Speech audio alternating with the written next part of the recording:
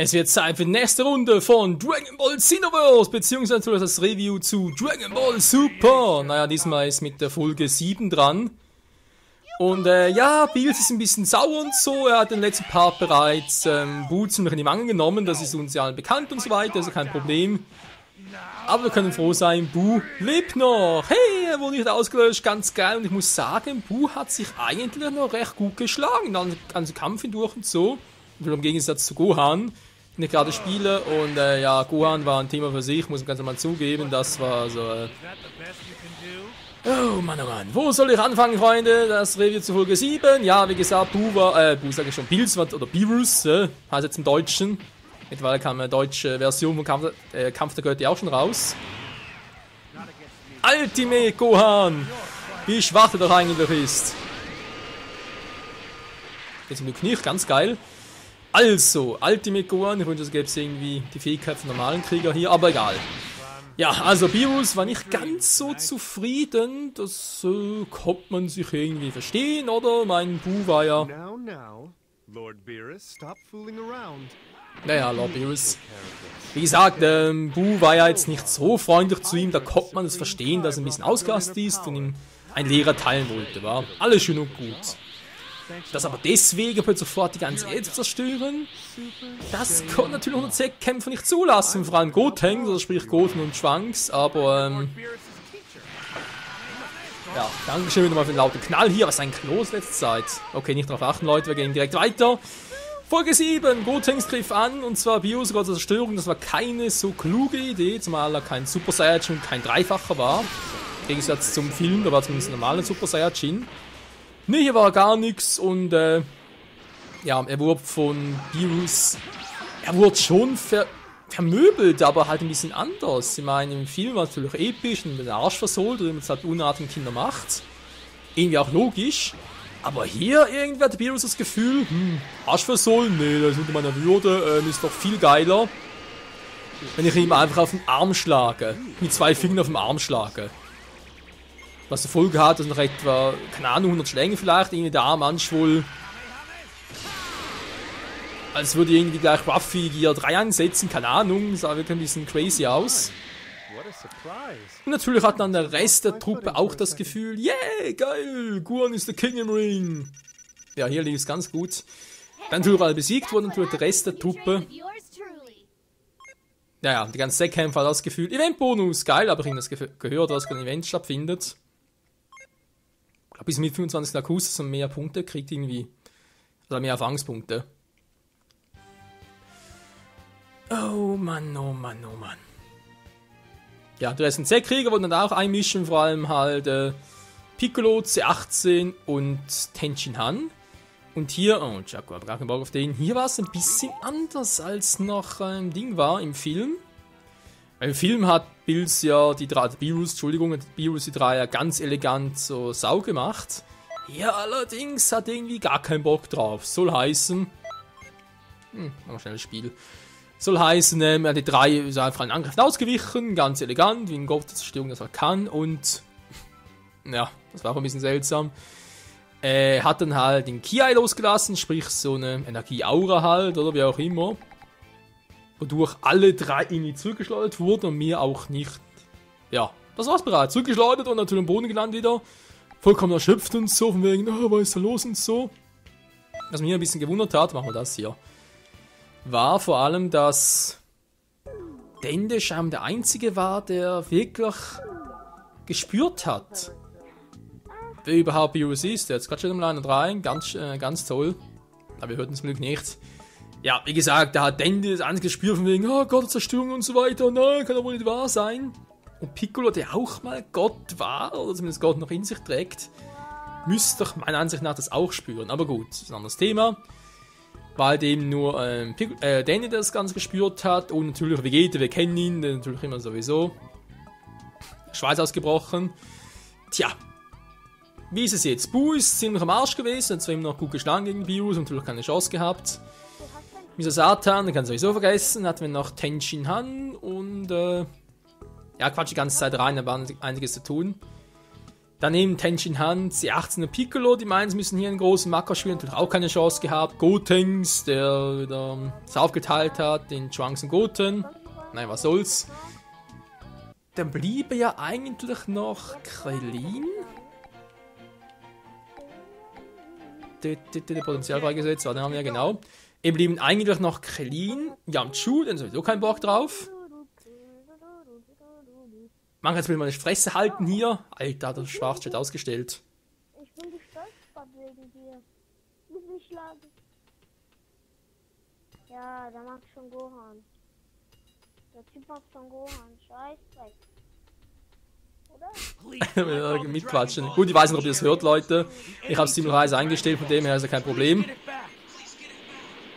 Da sind gerade die Gegner ein bisschen wichtiger. Ja, das war halt noch so ein Gohan, oder? Sprich als Ultimate Gohan. Wir kennen ihn ja alle. Ultimate Gohan sowieso super duper drauf. Der hat ja im Film nicht so super ausgesehen. Das wissen wir alle. Aber gut, man konnte ja hoffen, dass er eine bessere Figur macht, wie es Buu ja auch getan hat. Fehlanzeige. Er hat überhaupt keine Figur gemacht. Im Sinne von, seine Frisur sah schon mal scheiße aus und die Locke. Also im Grunde genommen sah er aus ein normaler Gohan. Vor allem die alten Klamotten. Und dann, ja, was war eigentlich das einzige Interessante dabei? Das war halt, wie gesagt, er hat Ultimate Gohan gemacht, man sieht es an seinen Augen und dann halt auch der Aura. Ist soweit alles klar, kein Problem, aber ja, wohl Bios angreifen. Bios noch mit Buu beschäftigt, schleudert Buu auf Gohan und das war's. Habt ihr gehört, Freunde, das war's, das war bereits alles. Gohan hat dadurch irgendwie so total down, nur weil er von Buu angeschmissen wurde. Das ist natürlich direkt, nein, ich bin verletzt. Boden zurück und Timeout für Gohan. Da muss ich natürlich sagen, sorry, aber das war Ultimate Gohan. Der ist eigentlich der stärkste Charakter von allen, also allen 6 Kämpfern, natürlich inklusive Vegeta und Goku. Und macht dann so eine lächerliche Figur. Ich meine, ihm noch besser, also eigentlich im Film hat er die beste Figur von allen gemacht. Der konnte immer den Bios mal packen und hinter Bios hat er zu spät bemerkt. Also auch schon alles und dachte hier so, wenn schon Buu ein bisschen stärker dargestellt wird, vielleicht Gohan ja auch, aber nee, kann man natürlich alles vergessen, natürlich alles für den Arsch. Hab ich mich da erstmal aufgeregt, gab mir gar nichts. Tja, und dann noch ein bisschen umgeplänkelt und so weiter, von wegen, ja, es wird doch alles zerstören und so weiter, mit dir fange ich an, Prinzessin Saiyajins, und dann kam Bulma. Ja, wir kennen das Ganze aus dem Film. Bulma natürlich nicht sehr erfreut. Hat ihm eine Runde gehauen, Bills ein bisschen überrascht, eigentlich alle Anwesenden. Und dann haut Bills ihm eine runter. Ihr natürlich, Entschuldigung. Und Alter, war Vegeta dann sauer, hey. Ich meine, ich kann es verstehen, oder? Wäre ich natürlich auch, aber... Wie der erstmal ausgerastet ist, der sah so episch aus. Die Wandlung zum zweifachen Super Saiyan mit ganzen Blitzen und so weiter. Tja, aber der Schlagabtausch zwischen Beerus und dem verstärkten Vegeta... Der kam in dieser Folge noch nicht zustande. Das war bereits alles, diese Folge. Muss ich auch sagen, war bereits alles, was soll der Mist? War natürlich, was noch viel, in meinen Augen noch ein bisschen schrecklicher war, oder zumindest aussieht. Im nächsten Part kommt bereits auch Goku hinzu. Und das heißt, die Chance für einen Super Saiyajin 3 Vegeta ist sehr, sehr gering. Und ganz ehrlich, ich meine, sorry, bei Goten hatten sie die Chance, sie hätten die Chance bei Gohan das besser auszuschmücken. Jetzt haben sie die Chance bei Vegeta, aber ich glaube nicht, dass sie es machen. Und ganz ehrlich, bisher, in den letzten Folgen, wie gesagt, ich habe einen Film gesehen, ich habe einen Film Kampf der Götter auf Japanisch gesehen, auf Englisch gesehen, also später mit englischer Synchro, mittlerweile auch auf Deutsch gesehen. Und ich finde auch bisher noch viel, viel besser als diese erste Staffel von Dragon Ball Super. Die ist so enttäuschend. Man generell eine Staffel über den Film zu machen. Jo, okay. Ist natürlich eines. Das ist eine Sache. Das ist kein Problem, das kann man machen, aber bitte, dann macht's auch gut. Nutzt die Gelegenheit, die ihr habt, nutzt die Gelegenheit, die ihr in einem Film nicht unterbringen könnt, weil ein Film nach 2 Stunden oder nur 50 Minuten, je nachdem natürlich, wie lang so ein Film sein muss, zu Ende ist, manchmal auch 90 Minuten, so ist unterschiedlich. Aber hier eine Staffel und dann macht's doch auch bitte richtig. Also wie es aussieht, die Entwickler, nö, kein Bock drauf. Die machen da Dragon Ball Super, wie sie wollen, wissen vom Film und so. Und natürlich alles so, es aussieht, ja, Vegeta und Goku sind die Stärksten, alle anderen sind noch Statisten und das regt mich ein bisschen auf. Vor allem, wie gesagt, Film sah schon ein bisschen so aus und jetzt haben wir echt die Gelegenheit dazu gehabt, alles zu verbessern, aber man macht es scheinbar nicht. Gut, sind noch zu früh dazu, mal zu beurteilen. Wir haben bis jetzt nur die paar Kämpfe gesehen. Aber so lange muss ich sagen, nee, ich bin enttäuscht. Ich bin echt enttäuscht. Ich hoffe, sie machen es noch besser. Natürlich auch mit der Erklärung von Super Saiyan God, wegen 6 Saiyajins und so. Weil Videl kann noch nicht schwanger sein, es geht noch nicht. Und auch wenn es im Film erwähnt wurde, wegen Vegetas Bruder, sprich Tabel, das geht im Anime, also sprich bei Dragon Ball Super gar nicht, weil Tabel taucht erst 2 Jahre später auf. Nach dem Kampf gegen den bösen Buu, also sprich nach Kid Buu. Und hier haben wir gerade mal ein halbes Jahr nach dem Kampf gegen Kid Buu. Also irgendwie, was sich der Entwickler denkt, ich habe keine Ahnung. Ob das nachher wirklich in die Dragon Ball Geschichte einfließen lassen wollen, auch in die ganzen Filme, also sprich natürlich Spiel nachher und so weiter.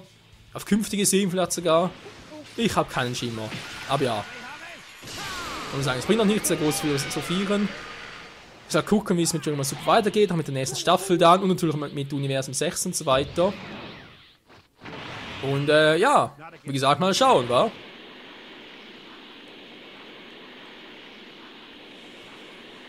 Und solange, wenn man sagen, diese restliche Folge ist vermutlich das letzte Mal, auch wenn es im Intro ein bisschen episch aussieht vom Dragon Ball Super, zumindest im ersten Intro.